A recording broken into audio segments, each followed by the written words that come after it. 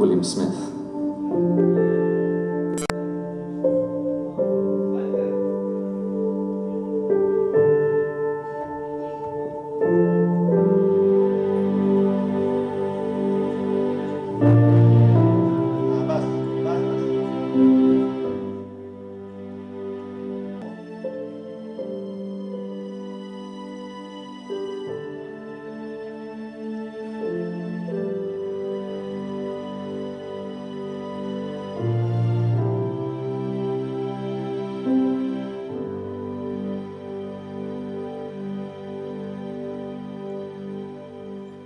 This is where, after Shackleton was stuck in the ice for the 18 months or so, they landed on Elephant Island.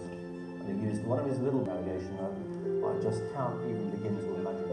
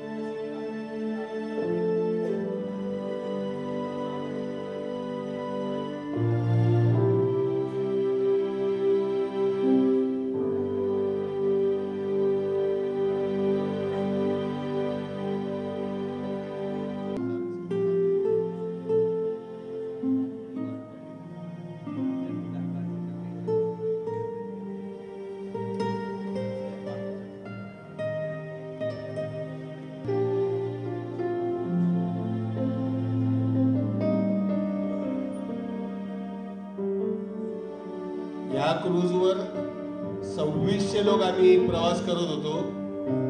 त्यात 14-15 भारतीय होते. भारतातून गेलेले फक्त मी आणि माझी बायको आम्ही दोघंच होतो. बाकी येणारे अमेरिकेहून आलेले होते.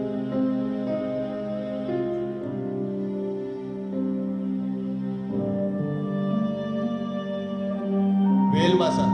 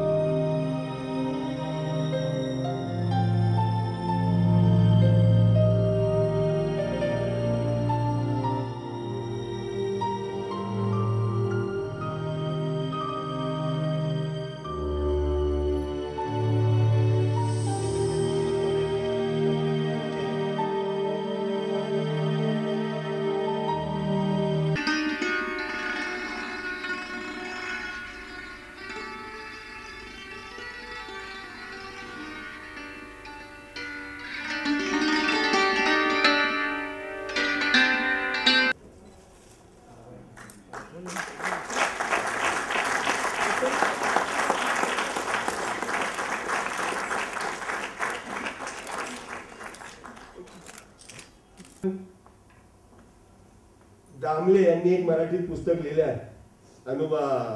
अनिरुद्ध कुलकर्णी यांनी प्रकाशित केलेले आणि हे दुसरं पुस्तक तयार होते. पण माझ्या पुस्तकात मी काय केलं, जे लिहिलंय ते फोटो पण छापला.